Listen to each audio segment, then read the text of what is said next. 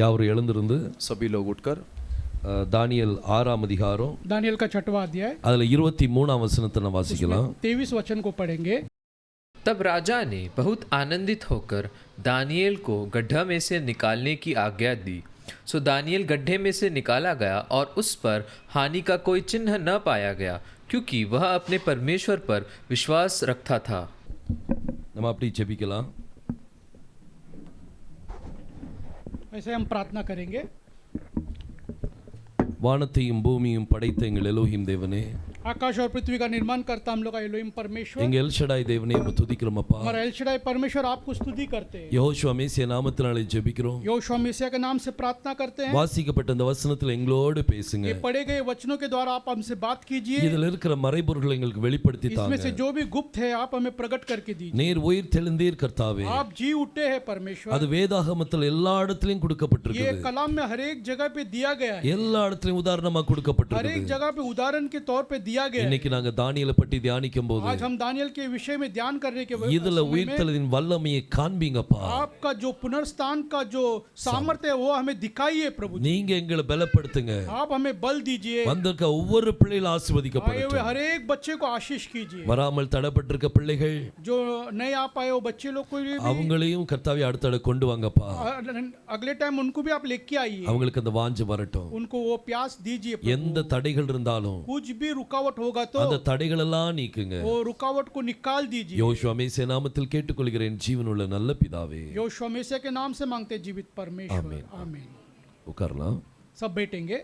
இன்னைக்கு நம்ம தானியேலை பற்றி பார்க்க போறோம். आज हम दानियल के विषय में सीखेंगे.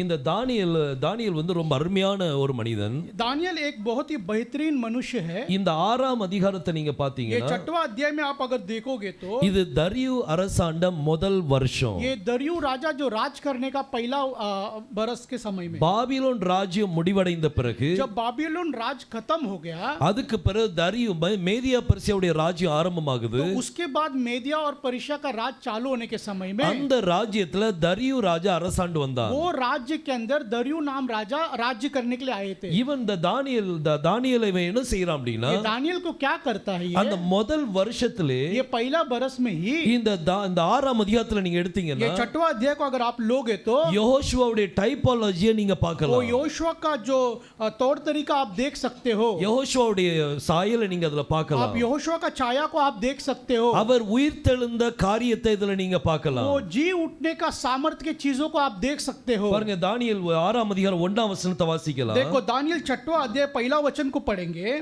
दारा को यह अच्छा लगा कि अपने राज्य के ऊपर 120 ऐसे अधिपति ठहराए जो पूरे राज्य में अधिकार रखे.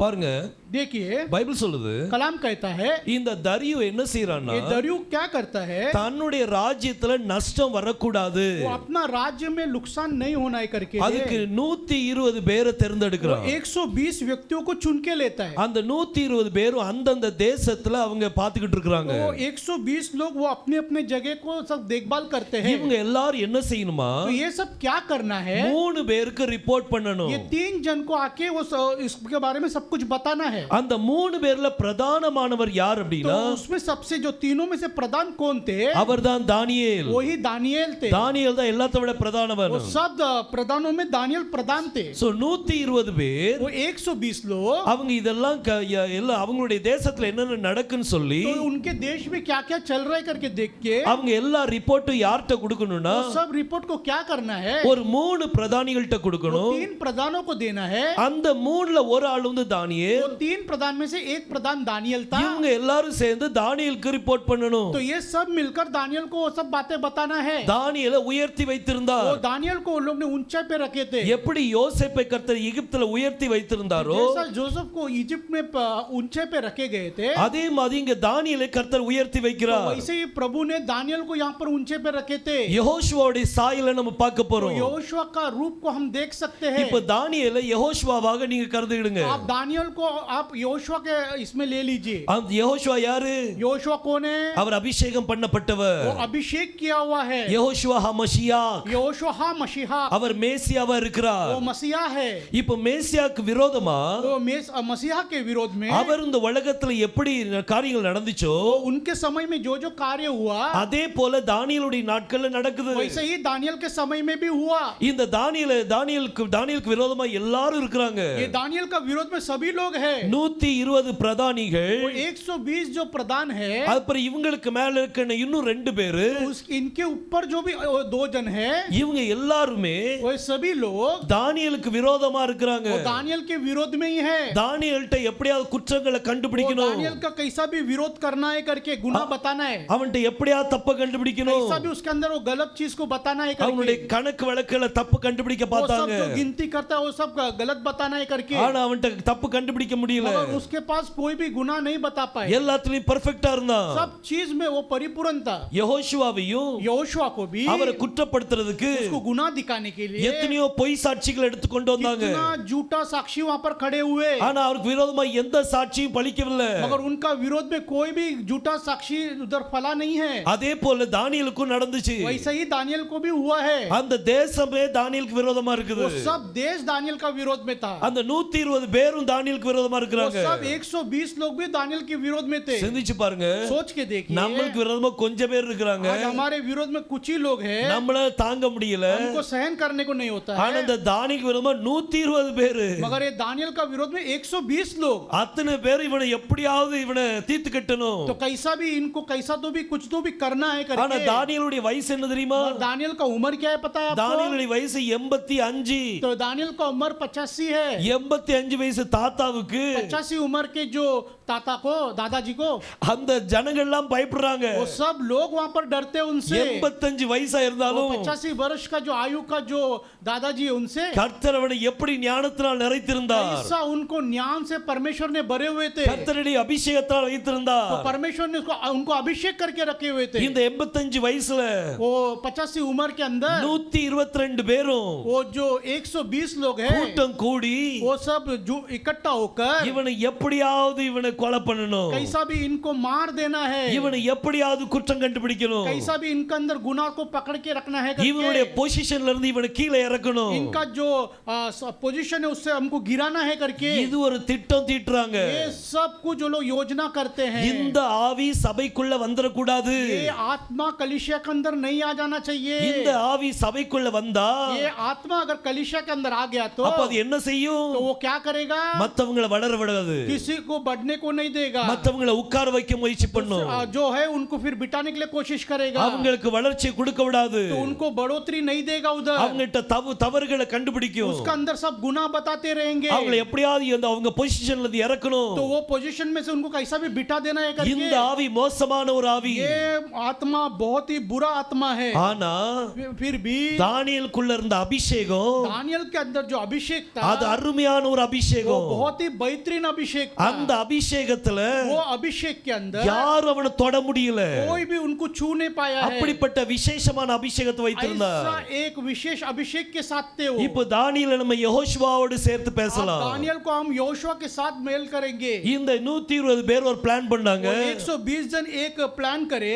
இவனை இப்படிலாம் நம்ம குற்றம் கண்டுபிடிக்க तो முடியாது. इसको ऐसा हम गुनाह नहीं पकड़ सकते हैं। இவனை வேதத்தின் அடிப்படையில தான் குற்றம் तो கண்டுபிடிக்க इसको முடியும். वचनों के द्वारा ही हम उसके अंदर गुनाह बता सकते हैं। உடனே ராஜாட்ட போய் तो ताबड़तोड़ राजा के पास जाकर ராஜாவே ஒரு திட்டம் வைக்கலாம். राजा एक योजना करेंगे हम। இந்த எல்லா ராஜ்யத்திலையும் ये सब राज्य के अंदर எல்லாரும் 30 நாள் உங்களை தான் வணங்கணும். सब 30 दिन भी आपको ही नमन करना है உங்ககிட்ட करके। தான் எல்லாத்தையும் கேட்கணும். सब कुछ आपके पास ही पूछना है வேற करके। எந்த கடவுள்கிட்டயும் கேட்க கூடாது. कोई खुदा का पास फिर पूछना नहीं है, உங்ககிட்ட தான் கேட்கணும். सिर्फ आपसे पूछना है। இது ஒரு ஆவிதான். ये भी एक आत्मा ही है। எல்லாரும் என்கிட்ட தான் வரணும். सब जन मेरे पास ही आना है। எல்லாரும் என்கிட்ட கேட்கணும். सब जन मेरे से पूछना है। இப்படி செய்யறதும் ஒரு ஆவிதான். ऐसा करने वाला भी एक आत्मा है, இது ஒரு அசுத்தாவி. एक अशुद्ध आत्मा है। இது என்ன செய்யும்? ये क्या करेंगे? ஜனங்களை மோட்டிவேட் பண்ணும். ऐसा लोगों को प्रोत्साहित करेंगे, அதாவது சொல்ல மாட்டாங்க, ऐसा बताएंगे नहीं, ஆனா மறைமுகமா அந்த பிசாசு விளையாடும். मगर चुपके से आके वो काम करेगा। எல்லாரும் ஏன்ட்ட வந்து கேட்கணும். सब जन मेरे से आके पूछना है। இங்க தரியு ராஜாட்ட அந்த 122 பேர் சொல்றாங்க, ये दरू राजा के पास आके 120 लोग कहते हैं, எல்லாரும் உங்ககிட்ட தான் பெட்டிஷன் வைக்கணும். सब जन आपके पास ही वो जो सब योजना को रखते हैं हम। எந்த பிரேயர்ஸும் வேற எந்த கடவுளுக்கும் போக கூடாது. कुछ भी प्रार्थना दूसरा खुदा को नहीं जाना चाहिए। இத நீங்க ஒரு லாவா பண்ணி, आप एक नियम को रख के இத உங்க முத்திரையை போடுங்க. आप इसमें मुद्रा कीजिए, மேதியா பரிசேயுடைய முத்திரையை போடுங்க. इसमें मेदिया परिषा का मुद्रा को दे दीजिए, अनचेंजेबल முத்திரையை போடுங்க. ये मोहर को आप लगा दीजिए। அத போட்ட உடனே ये लगाते ही தாவீதுக்கு தெரிஞ்சு போச்சு. दानियल को पता चल गया। தானியேலுக்கு தெரிஞ்சிட்டு दानियल को पता चल இந்த गया லா இப்போ அங்க இது கண்டினியூ ஆயிட்டு அப்படினு சொல்லி, ये लॉ उधर कार्य में आ गया है करके उसको पता चल ஆனா गया, இவன் அத பத்தி கவலைப்படல. मगर वो उसके बारे में चिंता नहीं किया। தானியேல் அத பத்தி கவலைப்படல. दानियल उसके बारे में चिंता नहीं किया है। உங்களுக்கு பின்னால எத்தனை பேர் வந்தாலும் சரி, तुम्हारे विरोध में कितने लोग आ जाएगा तो भी நீங்க அத பத்தி கவலைப்படக்கூடாது. आप उसके बारे में चिंता नहीं करना है। நீங்க உங்க ஆராதனையை விடக்கூடாது. आमीन। आप आपका आराधना को छोड़ना नहीं है, நீங்க உங்களுடைய ஜெபத்தை விடக்கூடாது. आप आपका प्रार्थना को छोड़ना नहीं है, நீங்க வேத வாசிப்பை விடக்கூடாது. आप आपका वचन को पढ़ना छोड़ना नहीं है, कलाम को। அவனுடைய விருப்பமே என்னன்னா, उनका इच्छा ही क्या है? நீங்க ஜெபிக்க கூடாது. आप प्रार्थना नहीं करना चाहिए, உங்களுடைய ஜெபத்தை நிறுத்துவதற்கு आपका प्रार्थना को रुकाने के लिए। இங்க தானியேலுடைய நாட்கள்ல எவ்வளவு பெரிய சட்டமே வந்துட்டு பாருங்க. ये दानियल का विरोध में कितना बड़ा उधर नियम ही आ गया, देखो। இந்த சட்டத்தின் பேர்ல, ये नियम के नाम पे ஆனா தானியேல் இத பத்தி கவலைப்படல. दानियल इसके बारे में चिंता नहीं किया है। எத்தனை பேர் இது போட்டாலும், कितने लोग भी इसे डालने दीजिए, ராஜாவே இந்த கட்டளையை போட்டாலும், राजा भी वो नियम को डाल देने, இவன் நேரா வீட்டுக்கு போனா, वो सीधा घर पे चला गया है। 3 நேரம் ஜன்னலை திறந்தான். तीनों समय वो अपना खिड़की को खोल दिया, எருசலேமுக்கு நேராக முகத்தை திருப்பி वो यरूशलेम की ओर अपने मुख को फिराकर அவன் கர்த்தரை நோக்கி ஜெபிக்க वो ஆரம்பிச்சான். परमेश्वर की ओर देख के प्रार्थना करने के लिए चालू कर दिया। அவன் 3 வேளையும் தொடர்ந்து ஜெபித்தான். वो तीनों समय कंटिन्यूस प्रार्थना करते गए। பிரச்சனை அவனுக்கு தலைக்கு மேல போகுது. वो जो सिचुएशन है उसके सर के ऊपर से जा रहा है। ராஜா முத்திரையை போட்டுட்டாரு. राजा ने उधर मोहर लगा दिया है। யாரெல்லாம் 30 நாளைக்கு कोई भी 30 दिन तक வேற கடவுளை யாரும் வணங்காம என்கிட்ட கேட்கலையோ, दूसरा खुदा को नमन नहीं करना और मुझको नहीं पूछा तो அவனை சிங்க கோயில தூக்கி போட்டுருவோம். उसको मैं सिंगा का गुफा में डाल दूंगा। பயங்கரமான ஒரு கட்டளை, बहुत ही भयानक एक नियम है। देखिए பிரச்சனை தலைக்கு மேல போயிட்டு वो जो परिस्थिति उसका सर के ऊपर से जा रहा था, இவனால அதை கண்ட்ரோல் பண்ண முடியல. उसको वो कंट्रोल करने नहीं हुआ। ஆனா தானியேல் அதை பத்தி சட்டை பண்ணல. मगर दानियल उसका वो नियम के बारे में चिंता नहीं किया அவன் है। ஜெபத்தை விடல. वो प्रार्थना को छोड़ा नहीं है। நீங்க ஜெபிச்சு பாருங்க. आप प्रार्थना तो करके देखिए। கஷ்டங்கள் வரும்போது ஜெபிக்கிறது வேற, कष्ट आने के समय में प्रार्थना करना अलग बात है। கஷ்டம் வர்றதுக்கு முன்னாடியே ஜெபிக்கணும். आप कष्ट आने से पहले ही प्रार्थना में आ जाना அப்பதான் चाहिए। கர்த்தர் உங்களை ஆசீர்வதிப்பார். तभी परमेश्वर आपको आशीष करेगा। கடைசி நேரத்துல வந்து நின்னோம் அப்படின்னா, ये आखिरी समय में आकर जब आप खड़े हो जाओगे तो அவரும் கடைசி நேரத்துல தான் வேலை फिर செய்வாரு. वो आखिरी समय में वो काम करने के लिए चालू करेंगे। இங்க தானியேலுடைய நாட்கள்ல ये दानियल के समय में தானியேல் எதை பத்தியும் சட்டை பண்ணாம ये कुछ भी वो नियम के बारे में चिंता नहीं करते 3 हुए, நேரம் கர்த்தருடைய சமூகத்துல இருந்தா. आमीन, तीनों समय वो परमेश्वर के सम्मुख में था। वो இன்னைக்கு நீங்க எவ்வளவு நேரம் இருக்கிறீங்க? आज आप कितना समय है? நம்ம எத்தனை நேரம் கர்த்தருடைய சமூகத்துல இருக்கிறோம்? आज आप कितना समय परमेश्वर की ओर है, देखिए। அவருடைய சமூகத்தை விடாதீங்க. आप उसका सम्मुख को मत छोड़िए। யார் உங்களை ஜெபிக்க கூடாதுன்னு சொன்னாலும், जो भी आपको प्रार्थना नहीं करेंगे करना है करके बोलेंगे तो சொல்றவங்க வெளியில நிறைய பேர் இருப்பாங்க. बोलने वाले बात बहुत जन होंगे, ஆனா நீங்க அதை பத்தி சட்டை பண்ணாதீங்க. मगर आप उसके बारे में चिंता मत कीजिए। நீங்க தொடர்ந்து முழங்கால் போட்டு கர்த்தரை நோக்கி ஜெபிங்க. आप लगातार घुटना डाल के प्रार्थना करते रहिए। உங்க விசுவாசத்தை வளர்த்து கொண்டே இருங்க. आपका विश्वास को आप बढ़ाते रहिए। இங்க தானியேல் அப்படிதான் செய்தான். यहाँ दानियल ऐसे ही किया है। 3 நேரம் கர்த்தருடைய சமூகத்துல இருந்தான். तीनों समय दानियल परमेश्वर के सम्मुख ही था। யோசுவா கடவுள் தானே? योशुआ परमेश्वर ही है ना, அவர் தேவன் தானே, वो परमेश्वर ही है ना, அவர் ஏன் உபவாசம் எடுக்கணும், क्यों वो उपास लेना है, அவர் ஏன் ஜெபம் பண்ணணும், क्यों वो प्रार्थना करना है, அவர் ஜெபிக்காமலே ஒண்ணும் நடக்காதா, वो प्रार्थना करेंगे तो चलेगा नहीं क्या, அவர் ஏன் ஜெபித்தார், वो क्यों प्रार्थना किए, அவர் நமக்கு சுட்டி காமிக்கிறார், वो हमें सब सिखाते हैं, நம்மளும் ஜெபிக்கணும் சொல்லி சொல்றார், हम भी प्रार्थना करना है அவருடைய करके, அடிச்சுவடுகளை பின்பற்றணும், वो उनका जो पावस्थल को हम पालन करना है, அவருடைய அவரை ஃபாலோ பண்ண வேண்டிய இருக்குது, तो उनको हम पालन करना है, सबको அவர் நமக்கு ஒரு வழிகாட்டியா वो இருக்கிறார், हमको राह दिखाने वाला एक व्यक्ति இந்த है, உலகத்துல வந்து वो संसार में आके இவ்வளவு பெரிய பாடுகளை சகித்தாரே, तो इतना सारा कष्ट को उन्होंने सब सहा, நம்மளை விட அதிகமான பிரச்சனை கர்த்தருக்கு தான் இருந்துச்சு, हम लोग से भी ज्यादा गंभीर स्थिति उनका ही था, இன்னைக்கு நம்மளுக்காவது வீடு இருக்குது, आज हमारे लिए तो एक घर तो भी है, வயிறு பசினா வீட்ல போய் சாப்பிட்டு तो வந்துடலாம், मैं हम भूख लगे तो घर पे जाके हम खाना तो खा के आ ஆனா जाएंगे, யோசுவா என்ன செய்தா, और योशुआ ने क्या किया, தன்னுடைய வீட்டை விட்டுட்டாரு, अपना घर को ही छोड़ दिए, தன்னுடைய வீட்டை விட்டுட்டு அவர் பிரயாணத்துல வந்துட்டா, वो अपना घर को छोड़ के वो अपने प्रयाण पे चले गए, அவர் மட்டும் இல்ல वो ही नहीं, அவர் கூட சீஷர்களும் எடுத்துக்கிட்டாரு, तो उनके साथ शिष्य को भी ले लिए, 12 சீஷர்களும் கூட போறாங்க, 12 शिष्य भी उनके साथ साथ चलती रही, சாப்பாட்டுக்கு என்ன செய்வாங்க, अब खाने के लिए क्या करेंगे, உழைப்பு ஒண்ணு இல்ல, वो कुछ भी वहाँ काम काज नहीं है, எங்கேயும் வேலைக்கு போகல, इधर भी काम पे नहीं गए, ஒரு தடவை அவங்க அம்மாவும் சகோதர சகோதரிகளை வந்து பார்க்க வராங்க, तो उसका माँ उसका भाई उसका बहन लोग आके देखने के समय में அப்ப யோசுவா சொன்னார், तभी योशुआ ने कहा என்னுடைய தாய் யார், मेरा माँ कौन, என்னுடைய தகப்பன் யார், मेरा पिता कौन, என்னுடைய பிதாவுடைய சித்தத்தை நிறைவேற்றுவங்க தான், परमेश्वर की इच्छा को पूरा करने वाला ही, அவங்க தான் என்னுடைய தாயும் என்னுடைய சகோதரிகள், वही मेरा माँ है, वही मेरा भाई और मेरा बहन है, அவர் தன்னுடைய சீஷர்களை பார்த்து वो சொன்னார், अपना शिष्य लोग को देख के कहा இவங்க தான் என்னுடைய தாய், यही मेरा माँ है, இவங்க தான் என்னுடைய சகோதரர்கள், यही मेरे भाई लोग है, பாருங்க அந்த நேரத்துல எப்படி சிச்சுவேஷன் देखो இருந்திருக்கும், उस समय में कैसा वो रिया रहेगा देख लीजिए, அவர் ஜெபத்தை விடவில்லை, वो प्रार्थना को छोड़े नहीं है, இரவு நேரத்துல वो रात का समय में தனியா ஜெபித்துக் கொண்டிருக்கிறார், वो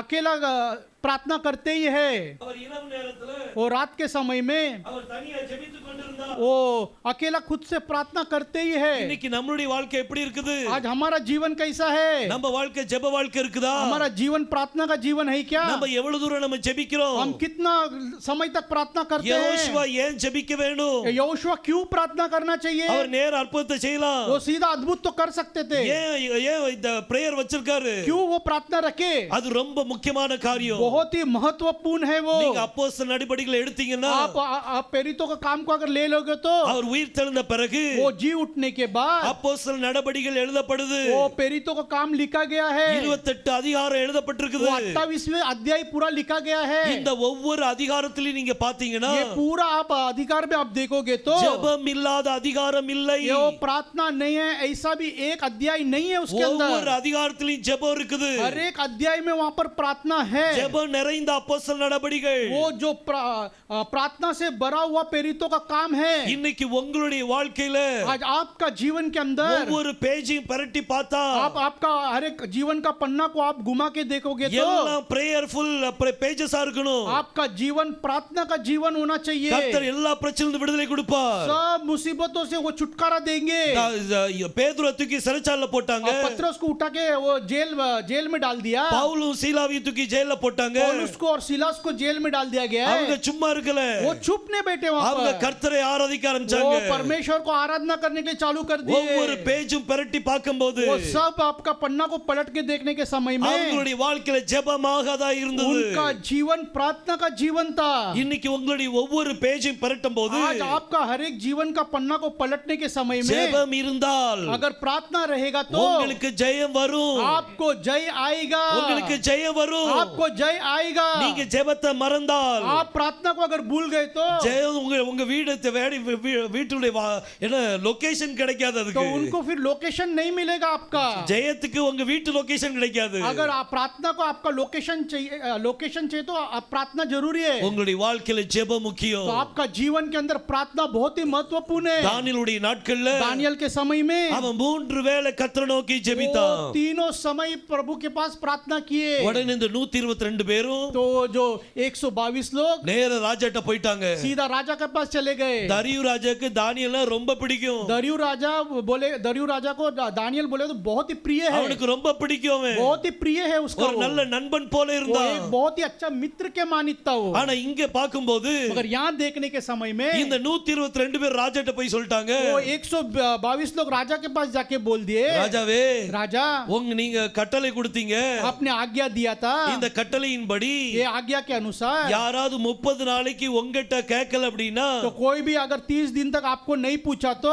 அப்ப அவங்கள சிங்க கோயில தூக்கி போடணும். तो उसको सिंगा का गुफा में डाल देना है। இது உங்க சட்டத்துல எழுதி இருக்குது. तो आपका ये नियम के अंदर लिखा गया आपने। உடனே இந்த ராஜா என்ன செய்றான், तो राजा ताबड़तोड़ क्या करता है, ஆமா நான் அப்படிதான் சொன்னேன் हाँ ऐसा मैंने तो कहा ही, அப்படி சொல்வா. அப்ப என்ன பிரச்சனை, तो अभी क्या तकलीफ है आप लोग உங்க को? ராஜ்யத்துல ஒரு ஆள் உங்களுக்கு கீழ்ப்படிய மாட்டுக்கான். आपका राज्य में एक व्यक्ति जो पालन नहीं कर रहा है, யாருன்னு கேட்டா कौन है करके पूछा तो அதுதான் தானியேல். वही दानियल है। தானியேல் சொன்ன உடனே தரியு ராஜாக்கு ஷாக் ஆயிட்டு. दानियल का नाम सुनते ही दरियु राजा को एकदम अचंभा हो गया। இப்போ இந்த தரியு ராஜாவை वो दरियु राजा को பிலாத்தோடு இணைச்சு வச்சுக்கிடுங்க. वो पिलातो का साथ में आप मिला लीजिए। பிலாத்து யெகோஷுவாவை பார்த்து पिलातू यहोशुआ को देखकर அவர்ட்ட எந்த குற்றமும் இல்ல उसके अंदर कुछ भी गुनाह नहीं है அப்படி சொல்லி ஒதுங்க பார்த்தான். ऐसा बोल के वो साइड हटने को देखा। இவரை விடுதலை பண்றதுக்கு முயற்சி பண்ணா. उनको छुड़ाने के लिए बहुत सा कोशिश उन्होंने किया। யெகோஷுவா விடுதலை பண்றதுக்கு यहोशुआ को छुड़ाने के பிலாத்து लिए எவ்வளவோ முயற்சி பண்றான். पिलातू बहुत ही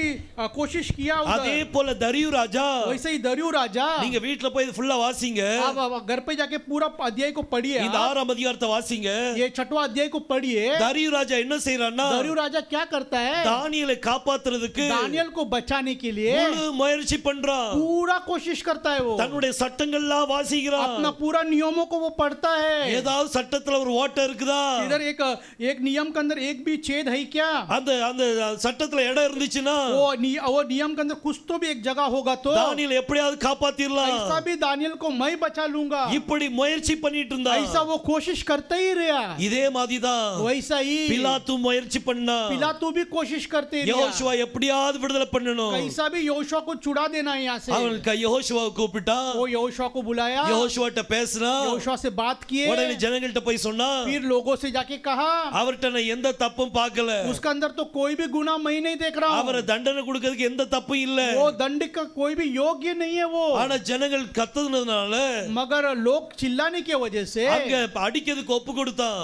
वो वो मारने के लिए सौंप दिया उनको। அப்புறம் திரும்ப ஒரு வாய்ப்பு எடுத்தான். फिर से एक मौका उसने ले लिया। உங்களுக்கு பரபாஸ் வேணுமா இல்ல யெகோஷுவா வேணுமா, तुमको बराबास चाहिए क्या यहोशुआ चाहिए। திரும்ப திரும்ப கர்த்தரை விடுதலை பண்ணதுக்கு முயற்சி பண்ணான்.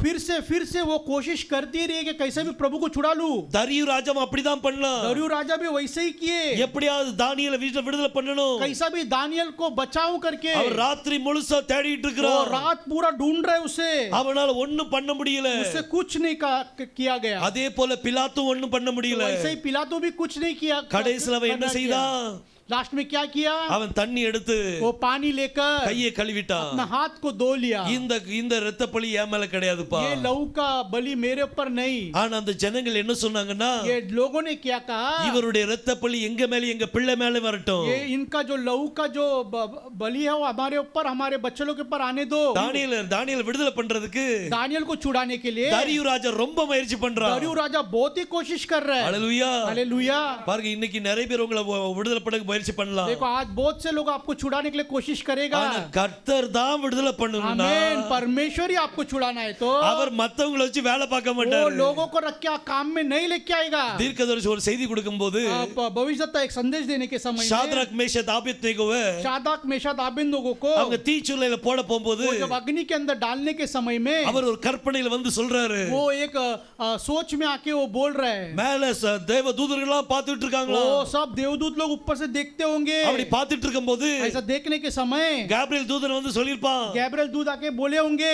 கர்த்தாவே ஒரு வார்த்தை சொல்லுங்க, परमेश्वर एक शब्द बोल நான் दीजिए, கீழே இறங்கி அது எல்லாத்தையும் மாத்தி போட்டுறேன். मैं सब नीचे उतर के सब कुछ बदल देता हूँ। உம்முடைய பிள்ளைகளை தீச்சுளையில போட போறாங்க. मेरे बच्चे को वो अग्नि में डालने जा அப்ப रहे हैं। கர்த்தர் சொன்னாரா, अगर परमेश्वर ने कहा நீ होगा அமைதியா இரு, இது உன் வேலை இல்ல. ये तू शांत रहे, वो तेरा काम नहीं है। அடுத்தாப்புல மிகாயில் வந்திருப்பானா, फिर बाद में मिगाएल आया होगा, அவனும் இதே மாதிரி சொல்லி இருக்கிறான். वही ऐसा बोला होगा। அப்போ கர்த்தர் சொன்னாரா, फिर परमेश्वर ने बोला होगा நீ சும்மா அமைதியா உட்கார்ந்து வேடிக்கை பார்த்துக்கிட்டு तू இரு. शांत बैठ जा, खाली देखते रहे. எப்போ இந்த ஷாத்ராக் மேஷாக் நேபோ உள்ள போட்டாங்களோ जब भी शाद्रक मेशक लोगों को अग्नि में डाला गया, அப்ப யெகோஷுவா கீழே இறங்கிட்டாரு. आमीन. जब यहोशुआ वो अग्नि में उतर गए, அவர் அக்கினில वो இறங்கிட்டார். अग्नि में उतर गए. ஏன் இறங்கினா? क्यों उतरे? இந்த மூணு பேர்ட்டி ஜெப வாழ்க்கை இருந்துச்சு. क्योंकि इनका तीनों का पास प्रार्थना का जीवन था. தானியேலுடைய மூன்று நண்பர்கள்ட்டயும் ये दानियल के तीनों दोस्त मित्रों के पास, அவங்கட்டயும் ஜெப வாழ்க்கை இருந்துச்சு. उनके पास भी प्रार्थना का जीवन था. இன்னைக்கு உங்களுடைய நண்பர்கள் எப்படி இருக்காங்க? आज आपका मित्र कैसे है? நீங்க ஜெபிக்கிறவங்களா இருந்தீங்கன்னா आप अगर प्रार्थना करने वाले होगे तो அதே அபிஷேகம் உங்க நண்பர்களுக்குள்ளே போகும். वही अभिषेक आपका मित्र के पास भी जाएगा. அவங்களும் ஜெபிக்க ஆரம்பிப்பாங்க. वो भी प्रार्थना करने के लिए चालू कर நீங்க देंगे. ஜெப வாழ்க்கையில வந்தீங்க அப்படினா आप अगर प्रार्थना का जीवन में बढ़ गए तो உங்க கூட இருக்கிறவங்க எல்லாரும் வளர ஆரம்பிப்பாங்க. आपका साथ साथ जो है सब वो प्रार्थना के जीवन में बढ़ जाएंगे. உங்க ஒவ்வொரு பேஜ திருப்பும்போது आपका हर एक जीवन का पन्ना को बदलने के समय में பாவமா இருக்க கூடாது. वो पाप का जीवन नहीं दिखाई देना चाहिए. எல்லாத்துலயும் ஜெபமா இருக்கணும். सब उसमें प्रार्थना का जीवन दिखाई देना चाहिए. எவ்வளவுதான் போராட்டங்கள் உங்களுடைய ஒவ்வொரு பேஜ்ல இருந்தாலும் कितना ही तकलीफ आपका वो पन्ने के अंदर होगा तो நீங்க ஜெப வாழ்க்கை இருந்துச்சுனா आपका जीवन प्रार्थना का जीवन होगा तो அவர் ஜெயத்தையும் எழுதி வைப்பார். वो जीत को भी लिख के रखेगा उधर. உங்க வாழ்க்கையில ஜெபம் இருந்துச்சுனா आपका जीवन के अंदर अगर प्रार्थना होगा तो போராட்டத்தோடு ஜெயத்தை எழுதி வைப்பார். वो जो तकलीफ के साथ में वो जय को भी लिख के रख देगा. நீங்க அந்த போராட்டத்தை ஜெயிக்க முடியும். तुम वो तकलीफ को जीत पाओगे. கர்த்தர் நிச்சயமா ஜெயத்தை கொடுப்பாரு. आमीन. जरूर परमेश्वर आपको जय देगा. हालेलुया. हालेलुया. ஜெயம் நம்மளுக்கு தான். जय तो जीत तो हमारा ही கண்ணை है. மூடிட்டு ஜெபிங்க. आप आग बंद करके सिर्फ प्रार्थना அவரை कीजिए. நோக்கி பாருங்க. उनकी ओर देखिए. கர்த்தர் விடுதலை கொடுப்பார். परमेश्वर छुटकारा देंगे. இந்த தானியேலை காப்பாத்துறதுக்கு ये दानियल को बचाने के लिए தரியு ராஜா ரொம்ப முயற்சி दरियु பண்ணான். राजा बहुत ही कोशिश किया. அவனால முடியல. उनसे नहीं हो पाया. அவனை தூக்கி சிங்க கோயில போட்டாங்க. उसको गुफा में उठा के डाल दिए. யெகோஷுவாவையும் அதே மாதிரி वैसे ही यहोशुआ को भी கல்லறையில தூக்கி போட்டுட்டாங்க. उनको वो गुफा के अंदर डाल दिया गया है. கல்லறையில தூக்கி போட்டாச்சு. वो कब्र में डाल दिया. தானியேல் ராத்திரி முழுசும் சிங்க கவியில இருக்கிறான். वो रात पूरा दानियल वो सिंगा का गुफा के अंदर था. யெகோஷுவா அங்க ஃபுல்லா கல்லறைக்குள்ள இருக்கிறாரு. वो यहोशुआ भी वो गुफा के अंदर थे. யெகோஷுவா கல்லறையில தூக்கி போட்டாச்சு. यहोशुआ को गुफा के अंदर डाल दिए. இப்போ கல்லறைக்குள்ள இருக்கிறாரு. वो गुफा के अंदर है वो. தானியேல் இப்போ சிங்க கவியில இருக்கிறான். वो दानियल वो शेर के मांद के अंदर था. ஆனா தானியேல சிங்க ஒண்ணும் செய்ய முடியல. मगर दानियल को वो सिंगा कुछ नहीं कर पाया. ஏன் செய்ய முடியல? क्यों नहीं कर पाया? கர்த்தருடைய அபிஷேகம் அவன் மேல இருந்துச்சு. परमेश्वर का अभिषेक उसके ऊपर था. அவருடைய அபிஷேகம் அவன் மேல இருந்தது. उसका अभिषेक उसके ऊपर था. இன்னைக்கு அதே போன்ற அபிஷேகம் உங்ககிட்ட இருந்துச்சுனா ऐसे अभिषेक अगर आपके ऊपर होगा तो உங்களை யாரும் சேதப்படுத்த முடியாது. आपको कोई भी हानि नष्ट नहीं कर सकता है. எந்த அசுத்தாவி உங்களை எந்த சேதப்படுத்த முடியாது. आमीन. कोई भी अशुद्ध आत्मा आपको नष्ट नहीं कर सकता है. நீங்க சர்ப்பங்களையும் தேள்களையும் மிதிப்பீர்கள். आप सर्पों को और बिच्छू को रोन दोगे. ஆனா அவைகள் உங்களை वो சேதப்படுத்துவதில்லை. आपको हानि नहीं पहुंचा सकते हैं. கர்த்தர் அபிஷேகத்தை கொடுக்கிறார். परमेश्वर अभिषेक को देता है. இந்த அபிஷேகத்தோடு இருங்க. वो अभिषेक के साथ आप रहिए. தானியேலை சிங்க கோயில தூக்கி போட்டாங்க. दानियल को शेर के मांद में डाल दिया गया है. இந்த 122 பேர் நினைப்பாங்க. वो 122 लोग सोचे होंगे. அவங்க இப்படி நினைச்சிருக்கலாம். वो ऐसे सोचे होंगे. இப்போ முதல்ல ஒரு சிங்கம் தலையை சாப்பிட்டிருக்கும். पहला सिंगा उसका सर को ही खाया होगा. இன்னொரு சிங்கம் கையை இழுத்து பிடிச்சிருக்கும். और एक सिंगा उसका हाथ को खींच लिया होगा. இன்னொரு சிங்கம் காலை பிடிச்சிருக்கும். और एक सिंगा उसका टांग को खींच लिया இன்னொரு होगा. சிங்கம் உடம்ப பிடிச்சு இழுத்துருக்கும். और एक सिंगा उसका बदन को खींच लिया ஓட்ட होगा. உடனே செதஞ்சு போயிருப்பான். वो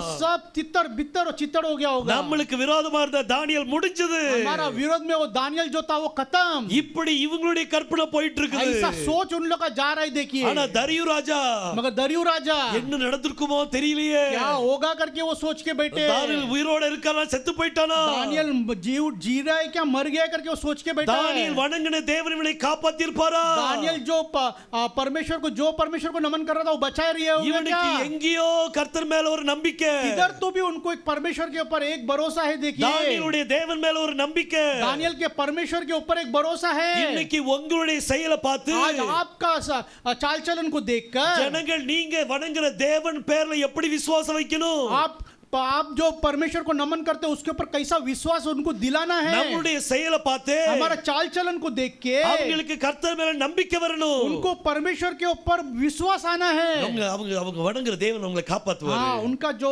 परमेश्वर को जो नमन करते हैं वो बचाएंगे। அவங்க வணங்குற தேவன் அவங்களை கைவிட மாட்டார். उनको जो नमन करते हैं वो परमेश्वर कभी हाथ नहीं छोड़ेंगे। அவங்க இரவு பகலும் கர்த்தரை தியானிக்கிறவங்க. वो तो रात और दिन परमेश्वर को ध्यान करने वाले। இந்த தரியு ராஜா அந்த சிந்தனையோட இருந்தா. वो दरियु राजा वही सोच में था। ஆனா மத்தவங்க என்ன நினைச்சிருப்பாங்க? मगर बाकी लोग क्या सोच रहे हैं? அவ்வளவுதான், தானியேல் போட்ட உடனே சிங்கம் பிச்சி உதறி இருக்கும். दानियल को डाला वैसे ही वो जो शेर है उसको चितड़ बितड़ कर दिया होगा। ராத்திரி ஃபுல்லா रात पूरा அவங்க எல்லாரும் நல்ல ஜாலியா இருந்திருப்பாங்க. रात पूरा बहुत ही खुशी मना रहे होंगे, நல்ல சந்தோஷத்துல இருந்திருப்பாங்க. बहुत ही आनंद मना रहे होंगे। ஆனா இந்த தரியு ராஜா और ये दरियु राजा இவன் எந்த மியூசிக் கேட்கல, कोई भी अच्छा म्यूजिक को नहीं सुना। ராத்திரி துக்கத்தோட இருக்கிறான். पूरा रात वो दुखित ही था, துக்கத்தோட இருக்கிறான். रात पूरा दुख में था।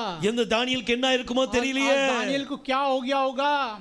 சோ தானியேலுடைய நாட்கள்ல तो दानियल के समय में ஒவ்வொருத்தருக்கும் ஒவ்வொரு சிந்தனை இருந்துச்சு. हर एक को एक एक सोच था। இன்னைக்கு சில நேரம் நம்ம குடும்பத்தை பற்றி பல பேர் பல சிந்திப்பாங்க. आज हमारे कुटुंब के बारे में बहुत से लोग बहुत से सोच में बैठे இந்த होंगे। குடும்பம் அவ்வளவுதான், ये तो कुटुंब अभी बस इतना ही, இந்த குடும்பத்தின் நிலைமை இவ்வளவுதான். ये कुटुंब का स्थिति ऐसे ही रहेगा। ஆனா கவலைப்படாதீங்க, मगर आप चिंता मत कीजिए। நம்ம வணங்குற தேவன் நம்ம கூட இருக்கிறார். आमीन। हम जो नमन करते हैं परमेश्वर वो हमारे साथ है। அவர் உங்களை ஒரு நாள் கைவிட वो மாட்டார். आपको एक समय भी हाथ नहीं छोड़ेंगे। தானியேலை சிங்கத்திலிருந்து காப்பாற்றின தேவன், जो दानियल को सिंह के मुंह से बचाया हुआ परमेश्वर, அவர் நம்ம ஒவ்வொருத்தரையும் காப்பாத்த हम வல்லவர். हर एक को बचाने के लिए सामर्थ्य है। ஹalleluya. हालेलुया। பாருங்க தானியேல் 6ஆம் அதிகாரம் देखो दानियल 6वां अध्याय 23ஆம் வசனத்தை நம்ம திரும்ப வாசிக்கலாம். 23 वचन को फिर से पढ़ेंगे।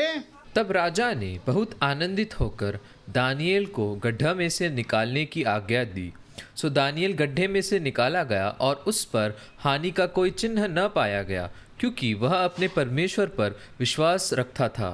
பாருங்க பைபிள் சொல்லுது, देखो कलाम कहता है இந்த தரியு ராஜா ரொம்ப சந்தோஷப்படுறான். ये दरियु राजा बहुत ही आनंद होता है। என்ன சந்தோஷம்? क्या आनंद है उसे? இவன் நடுங்கிட்டே குகைக்குள்ள வந்து ये जो तरतराते हुए जो गुफा के पास आने के समय நடுக்கத்தோடு சொல்றான், கேக்குறான், ये तरतराते हुए बात कर रहा है, தானியேலே दानियल நீ வணங்கின தேவனுடைய தப்புவிக்க வல்லவராய் இருந்தாரா? तू जो नमन कर रहा है वो परमेश्वर तुझे बचाने के लिए योग्य थे।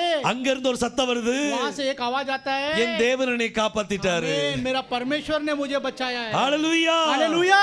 சிங்கங்கள் ஒண்ணு செய்ய முடியல, ये सिंगा आप लोग को कुछ नहीं कर सकता है। மரணம் ஒண்ணு செய்ய முடியல. ये मरण कुछ नहीं कर सकता है। யோசுவா கல்லறையில தூக்கி போட்டாங்க, योशुआ को गुफा में डाल दिया गया है। அந்த மரணம் அவரை ஒண்ணு செய்ய முடியல. वो मरण उसे कुछ नहीं कर पाया है। மரணமே உன் கூரெங்கே, मरण ये तेरा नाम किधर? பாதாளமே உன் ஜெயம் எங்கே? पाताल तेरा जय किधर है? கர்த்தர் பாதாளத்தை ஜெயித்து எழுந்தார்.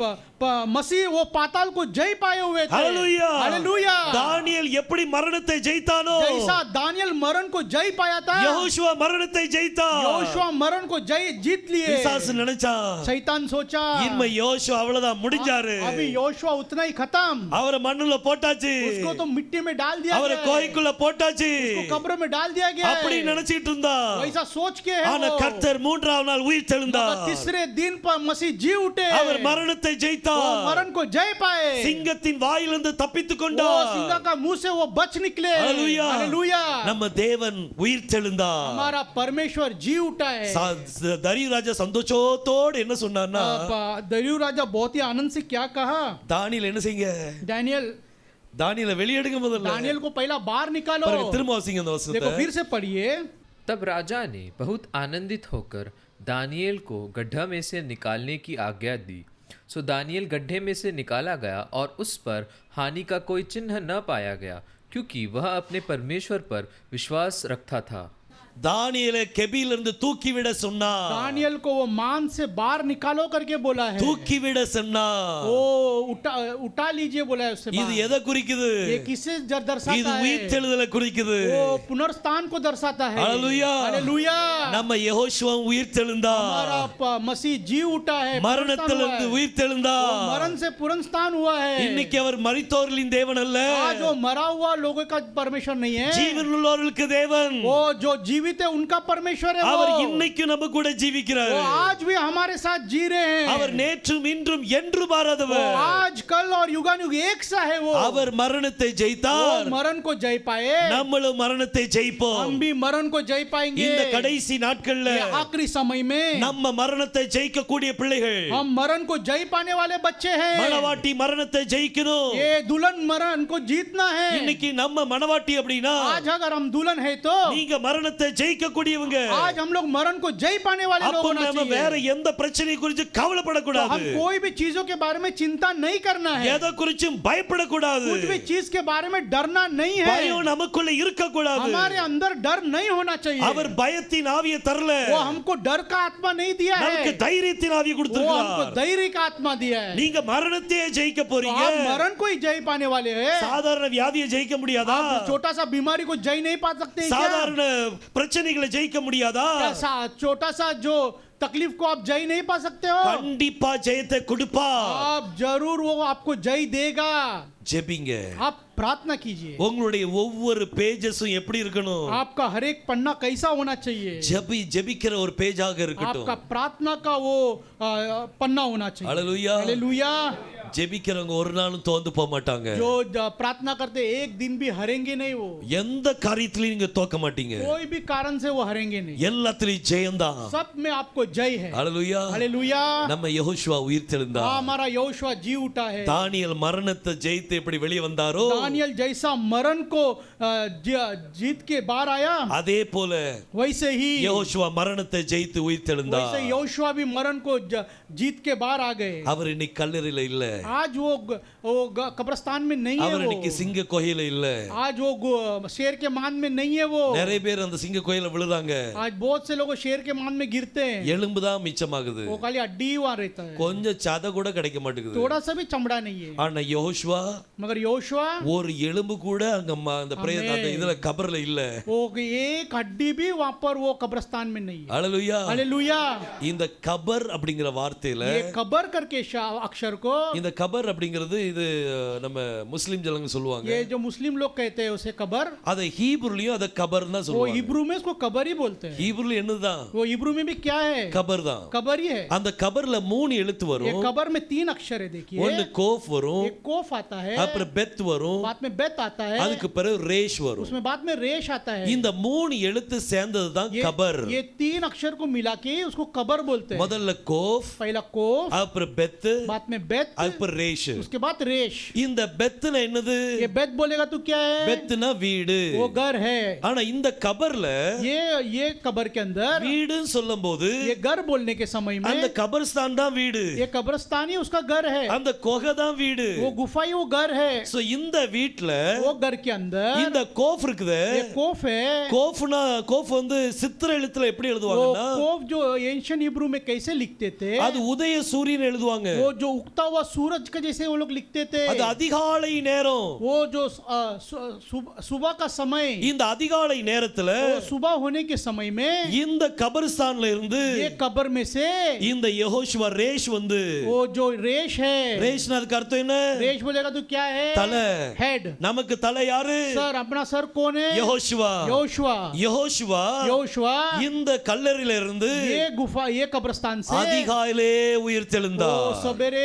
जी उठा है ஹalleluya हालेलुया இந்த ஒரு வார்த்தையிலே ये एक बात के अंदर என்னைக்கு கபர்ஸ்தான் பேர் வந்துச்சோ जब भी कब्रिस्तान करके नाम आ गया அப்பமே அதுல ஒரு தீர்க்கதரிசனம் இருக்குது तब भी उसमें एक भविष्यवाणी आ गया அதிகாலை நேரத்துல सुबह का समय में இந்த கபர்ஸ்தான்ல ये कब्रिस्तान में இங்க நமக்கு தலையா இருக்கிறவர் உயிர்த்தெழுவார் आमीन हमारा जो सर है वो जो जी उठेंगे ஹalleluya हालेलुया நம்ம யெகோஷுவா உயிர்த்தெழுந்தார் हमारा योशुआ जी उठे ஒவ்வொரு வார்த்தையும் हर एक शब्द அது देखिए தீர்க்கதரிசனம் நிறைந்த वो வார்த்தைகள் भविष्यवाणी रखा हुआ एक बात है देखिए இன்னைக்கு தானியேலுடைய வாழ்க்கை आज दानियल का जीवन யோசுவாவுடைய வாழ்க்கையோட டைப்பாலஜி वो ஆகுது यहोशू मेसे का जीवन का मानित ऐसा उपयोग बताते हैं अपन। நம்ம வாழ்க்கை हमारा जीवन யோசுவா வாழ்க்கையோடு டைப்பாலஜி ஆகுது यहोशू का जीवन के साथ साथ मेल करना है। அப்ப என்ன செய்யணும் तो क्या करना है? உங்களுடைய ஒவ்வொரு பேஜ் आपका हर एक पन्ना இதுவரைக்கும் நடந்ததெல்லாம் விட்டுருங்க अभी तक जो हो गया छोड़ दीजिए, இன்னும் இதுவரைக்கும் உள்ளதெல்லாம் விட்டுருங்க अभी तक जो हो गया छोड़ दीजिए। இனிமே ஃபர்ஸ்ட் பேஜ் உங்களுக்கு अभी ஆரம்பிக்குது पहला जो पन्ना आपका शुरुआत होता है, இந்த உயிர்த்தெழுந்த பிறகு ये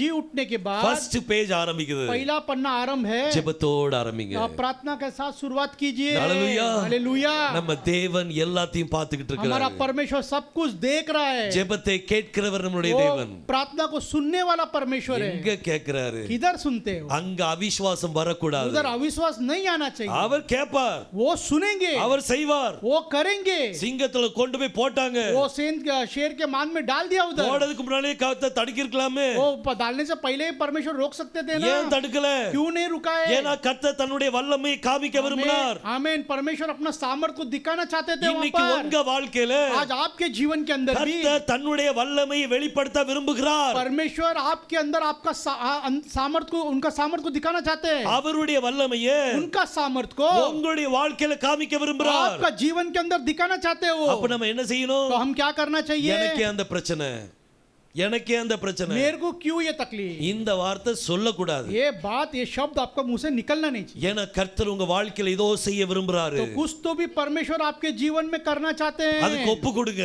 वो आप सौंप दीजिए। கர்த்தர் உயிர்த்தெழுந்தார் आमीन। परमेश्वर जी उठे, அவர் மரணத்தை वो ஜெயித்தார் मरण को जय पाए। நம்மளும் எல்லாத்தையும் ஜெயிப்போம் आमीन। हम भी हर एक चीज को जय पाएंगे। ஹalleluya हालेलुया।